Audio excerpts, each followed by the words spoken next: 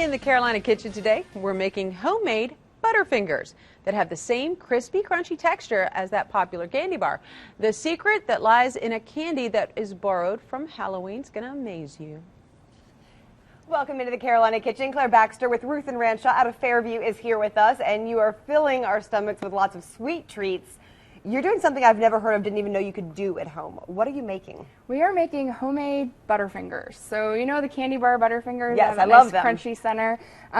It's just a really very easy way to do it at home. Really fun, and it's, you know, nobody ever makes candy bars at home, but this is a fun way to do it. Okay, so, I'm intrigued. Sure. So really simple ingredients, really just minimal. So we're going to use candy corn.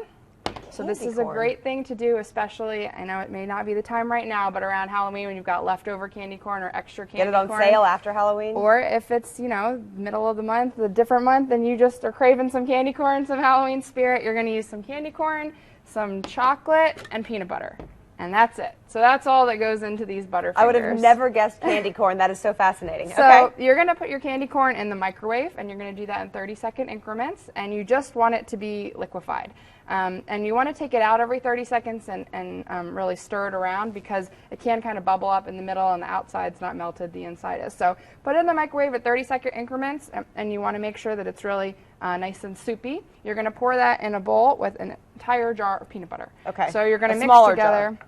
Well, it should be about 18 ounces. Okay. It's about equal, and if you want it to be a little more peanut butter heavy, you can put more. If you want it to be, you know, a little less peanut butter, but Butterfinger definitely has that peanut butter crunch in it.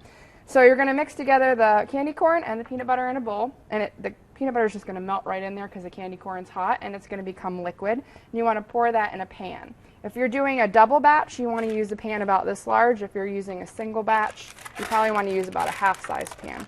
And then you're going to let it sit out, and it's going to kind of condense into this right here. And once it's out like that, you're just going to cut it. And you can cut it in whatever size or, you know, shape you want. I have done some bite-sized ones today, but you could, you know, do a full-size candy bar. You could do a little bite. I like the little bite-size. It's a little bit easier to manage. And you're going to dip those in chocolate. So you're putting on the candy coating there. And that's why you really want to make sure that it's kind of solidified, because you don't want it falling apart inside of your chocolate. And this is just chocolate that, again, has been melted in the microwave. It's just your regular, you know, little Hershey Kisses or chocolate chips, and you want to let them melt, and you want to dip them in there, and you're going to put them back on a piece of wax paper because you want to be able to pull that chocolate off really easily. And that's really all it is. It's going to make these little bite-sized ones. They're not the prettiest, you know, a dessert you can make, but I promise they're the tastiest. They look fantastic. I don't care about looks when you've got all that going inside of it. Let's get you guys the recipe at home. Go to our website, WLOS.com. Click on the Carolina Kitchen link. That's the fastest way. Or you can send a self-addressed stamped envelope to 110 Technology Drive, Asheville, 28803. A homemade Butterfinger. I had no idea you could do this. That looks fantastic, and it's really easy. Very simple. All right, and who would have thought if you don't like candy corn, certainly you're going to like this. There you go. All right. Thanks for being with us. Sure. And that's what's cooking today in the Carolina Kitchen.